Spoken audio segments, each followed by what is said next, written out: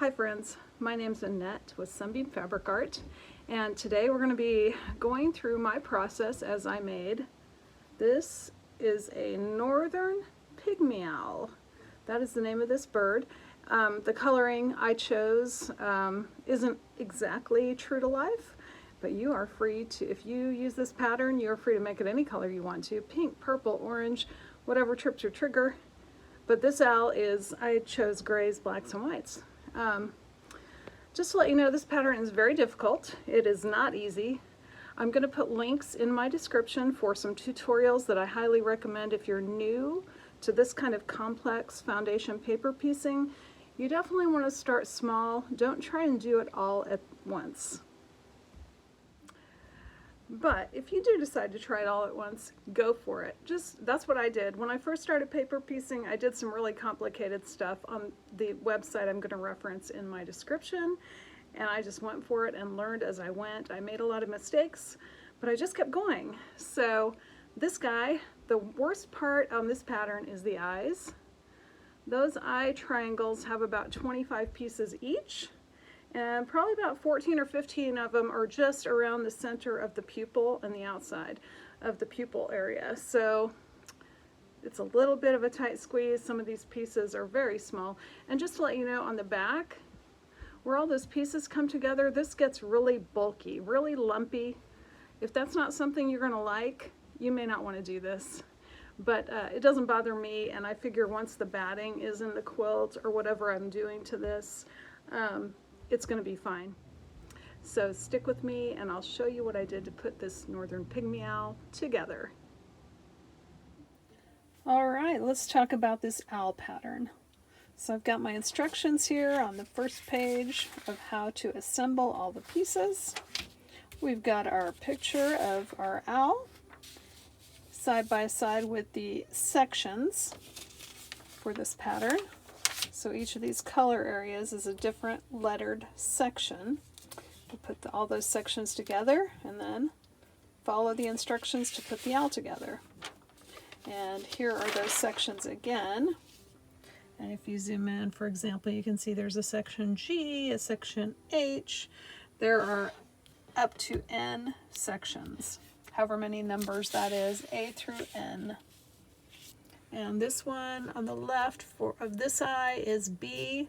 This one over here is A. They are not numbered because the pieces are so tiny. And then we have some pattern pieces. And here are those two complicated sections, B and A. And we'll talk about those. And you can see how, here's my finger. You can see how tiny this eye is going to be when we put this together. I'm going to be swapping out my needle for a very skinnier needle than I usually use. And more pattern. And here's another copy of those same eye pieces. I thought I would put 2 copies of those in the pattern just in case I totally mess up and I want to start fresh. I'll have an extra piece for the eyes. And then, last of all, I made these giant blow-up section of the eyes. I've got section A enlarged and section B enlarged, and this is the guide to the numbering of the section. So I will be looking at this closely while I stitch these eyes together. And I'll be starting with the eyes because I like to get the hardest thing done first. So here are the colors I have decided on. I found this brownish. It looks kind of bubbly, but I think that'll be okay for this tree branch. I'm going to use this interesting blue with purple for my background. I've got some white for the chest and the eye. I had all this black in my scrap drawer, so that's good for these streaks in the eye. I've got my yellow. I had a fat quarter that I picked up, and I can use that bright yellow for the eye. For the grays, I decided on this gray for the charcoal, more charcoal, and because it looks feathery to me. And then for that lighter gray, I could not find anything in my stash exactly like I wanted, so I'm going to use the reverse side of this fabric, which I think gives the right amount of contrast to that darker gray. My first step in assembly is cutting apart all my pattern pieces. This pattern has two pieces that overlap a page. They have to be taped together, and there is a guideline that prints on the pattern that shows you where to match these up.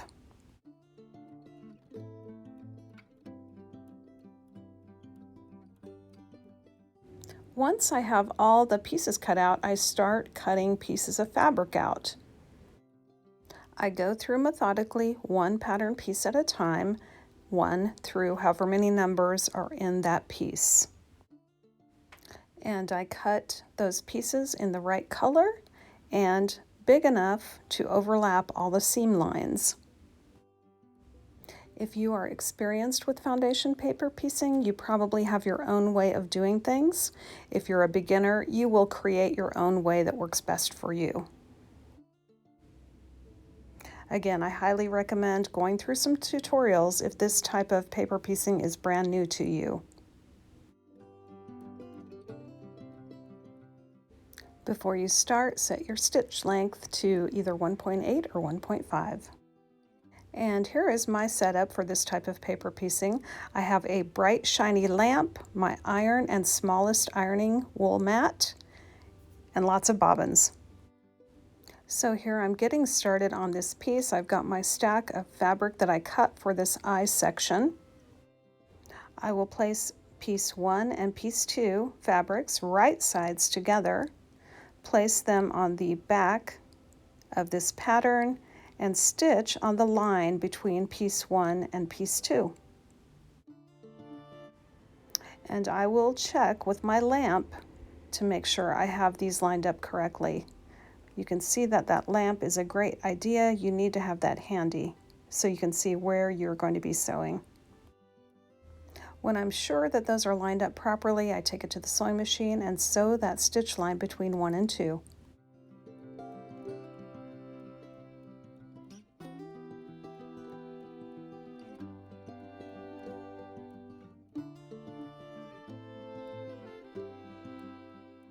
After every stitch, I trim excess thread. If you don't do it now, you may regret it later because those things have a way of coming back to haunt you. Next, I fold back behind my stitch line and fold that paper down right on the stitch line and trim it very close to the stitch line. And then using a dry iron, we will press that seam open. Now it's time to add piece number 3. So I'm going to put that piece of fabric on the back, and I am going to hold that up to the lamp and make sure that black piece of fabric is entirely covering my new stitch line, which is the stitch line between number 2 and number 3. Then we will stitch on the line between 2 and 3. We will flip it over, fold the paper down, trim very close to that stitch line, then press that fabric open.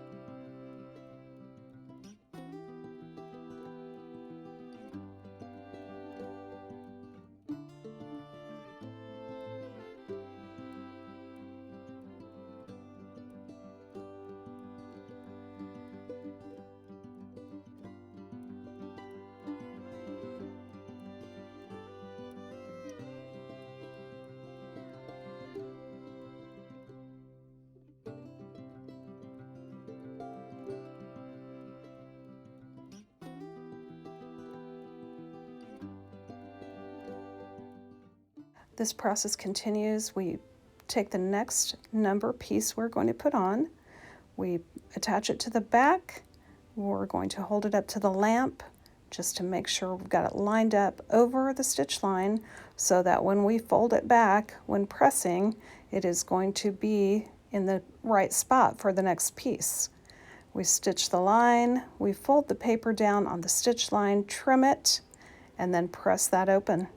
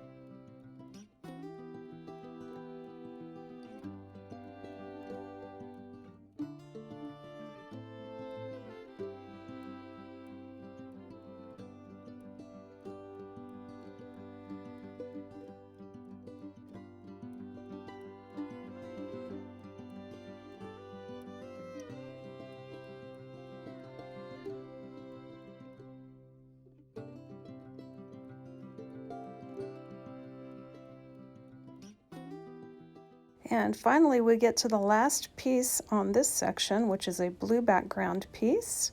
And we are going to, just as we have been doing, attach it to the back, hold it up to the lamp, make sure it is going to overlap that stitch line. Then we will take this to the sewing machine, stitch the line, fold the paper down on the stitch line, trim off the excess, and then we will press that blue fabric open.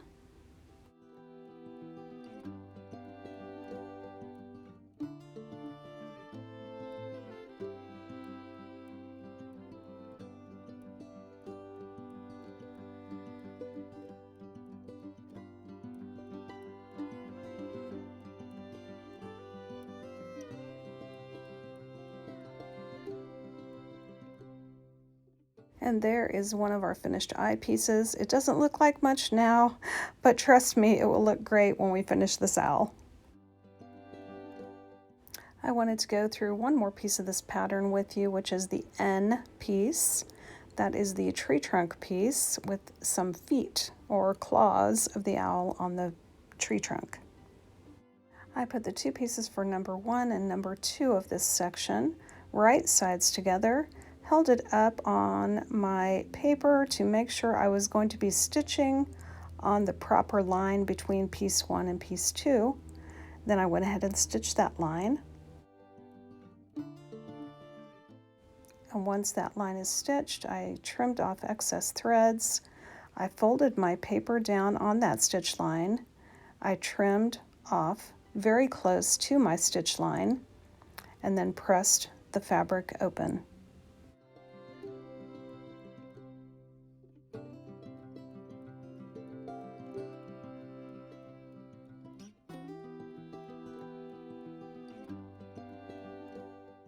Now we will add piece number 3 to this mix. We will get it right sides together with the fabric on the back, hold it up to the lamp to make sure we are going to cover up our stitch line. Then we will take it to the sewing machine, stitch that line.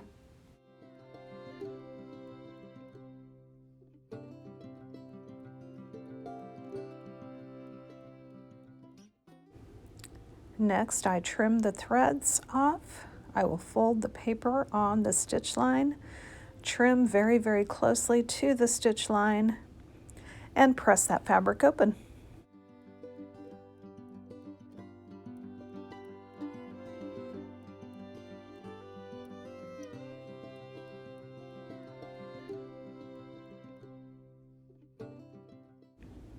Now it's time to add the 4th piece.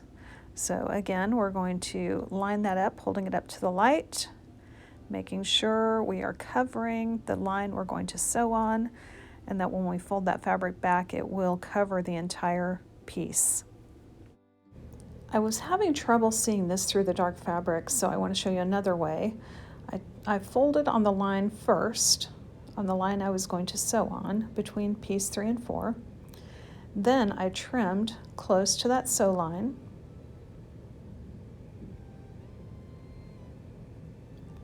Then flipping that over, it was easy for me to line up that 4th piece on the line exactly.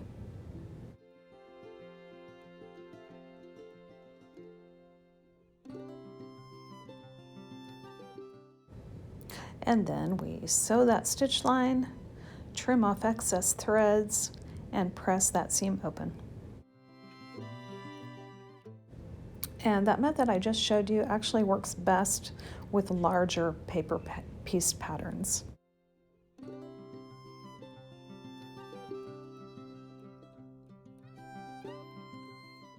Okay, here you can see I'm lining up the 5th piece. You can see I cut an angle on that fabric so that I could kind of make sure it's going to open up correctly. So I folded back on the stitch line. I trimmed very close to the seam.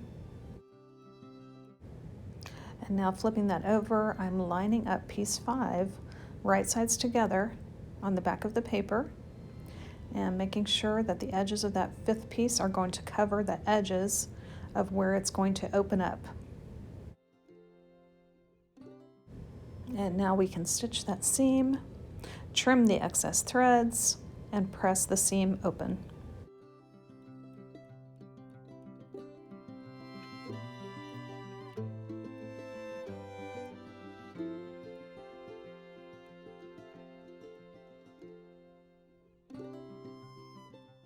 Now it's time to attach piece 6. So I'm lining up, I'm double checking. This piece 6 doesn't have much of an angle to attach. It's pretty straight, which makes it a lot easier. So I'm going to fold down on that stitch line for piece number 6 on this section. I'm going to trim very close to that stitch line.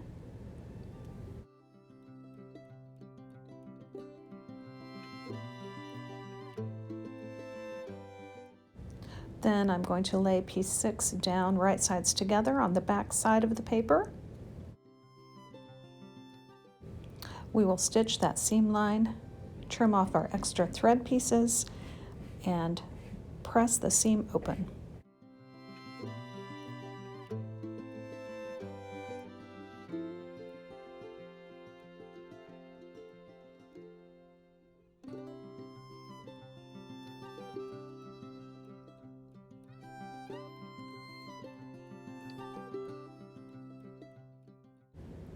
Now it's time to add the 7th piece to this section.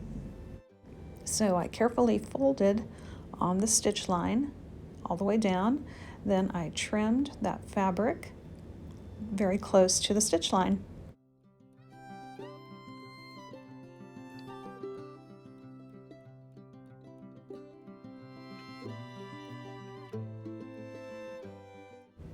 I double checked my fabric to make sure it is really going to cover that section, piece 7.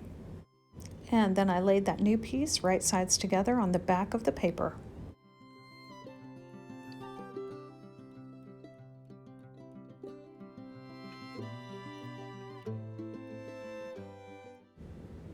And next we stitch that seam line, then we trim off extra threads, then flip it over and press the seam open.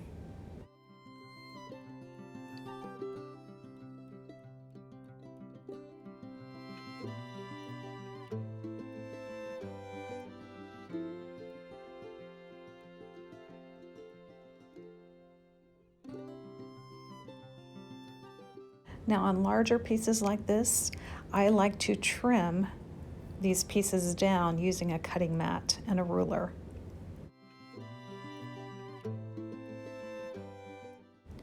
And the outside lines are what you want to cut on because we have a seam allowance here included. So you don't want to cut on the inner line because that is your stitch line. Also, you'll notice some of the corners on these pattern pieces have little minor angles on the corners. You do need to cut on the angles because those are going to help you line up these pieces with each other later on.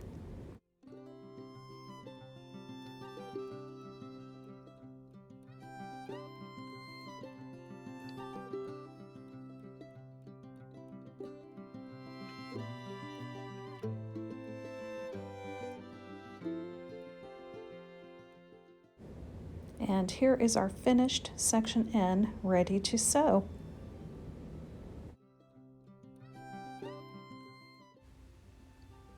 Section A and section B took me about an hour each to assemble.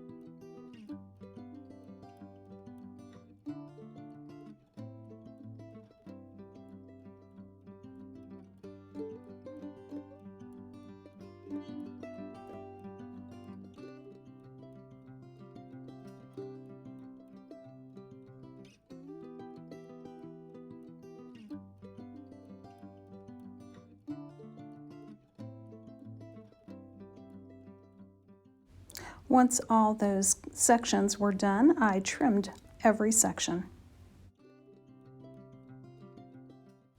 Once everything was trimmed up, I got my instruction sheet and all my pieces, and I started following the plan to put this owl together.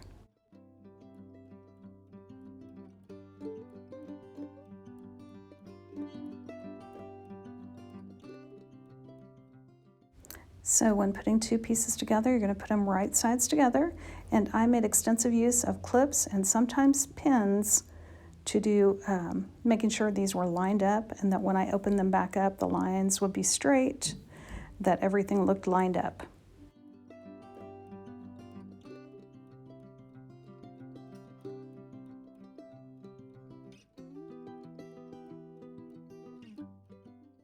On these small pieces with the eye sections, I did extensive finger pressing, just with my fingers, kind of pressing that bulk down and making sure everything was lined up.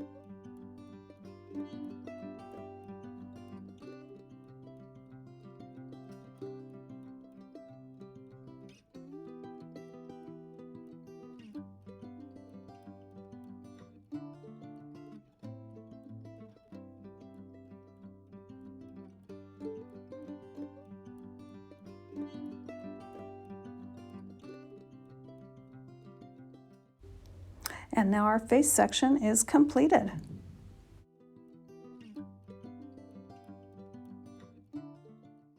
And next you'll continue assembling in the order the instructions indicate. You'll want to keep an eye on sections when you join them that they need to match specific spots.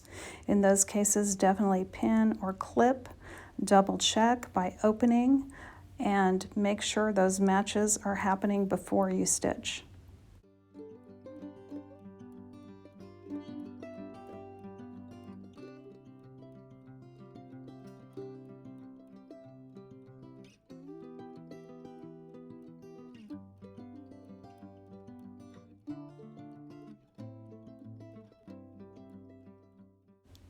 And as far as tearing the paper, I tore it as soon as I possibly could when I didn't need it anymore to line anything up.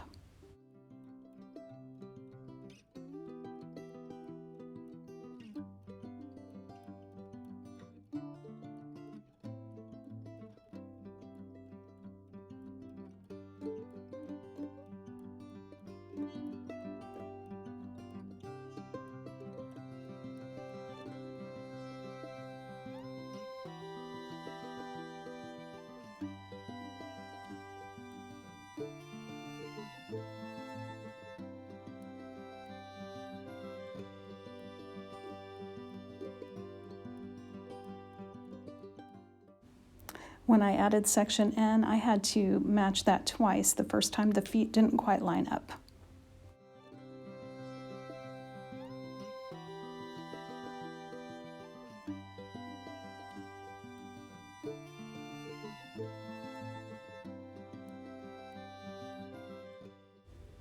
And there you have it. This is my finished Northern Pygmy Owl. It was definitely a challenge, but in my opinion, well worth it. And I probably mentioned I always start with the hardest pieces first, so in this case, the eye sections. And thanks. If you're still here watching this video at the end, I appreciate you sticking around. If you're enjoying my channel, please hit that subscribe button and like and hit the little bell icon to get notified of new content. I hope to see you back again real soon. Bye-bye.